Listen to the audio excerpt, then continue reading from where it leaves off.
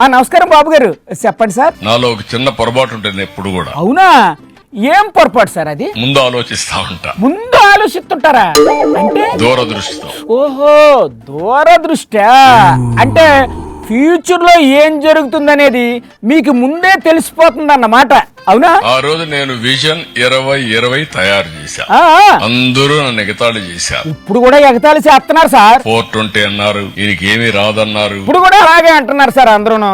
ఈ రోజు ప్రపంచంలో 195 దేశాల్లో తెలుగు వాళ్ళు ఉన్నారంటే అది ఆ రోజు తీసుకున్న ఒక్క నిర్ణయం. ఓహో, అదంతా మీరు తీసుకున్న నిర్ణయమేనా? మరి ఈ విషయం ఆ 195 దేశాల్లో ఉన్న తెలుగు వారికి తెలుసంటారా? 26లో డ్రోన్ టాక్సీ ఆంధ్రప్రదేశ్ లో వస్తుందని చెప్పి కూడా నేను మీకు తెలియజేస్తున్నా. అలాగా? అబ్బా, మీరు భలే కనిపెట్టేస్తారు సార్. ఇంకా ఏంటంటే వస్తాయి సార్? డ్రోన్ అంబులెన్స్ కూడా వస్తాయి. Very good, very good. ఇంకేంటి సార్ విశేషాలు? నేను ఇప్పుడు కూడా మర్చిపోలేను. 6 కిలోమీటర్లు నడిచాను హై స్కూల్. సార్, మీ రోజుల్లో అందరూ నడిసే వెళ్ళేవాళ్ళు స్కూల్ కి. ఈ రోజు నేను మేనేజ్మెంట్ పాఠాలు ప్రపంచానికి చెప్తున్నాను.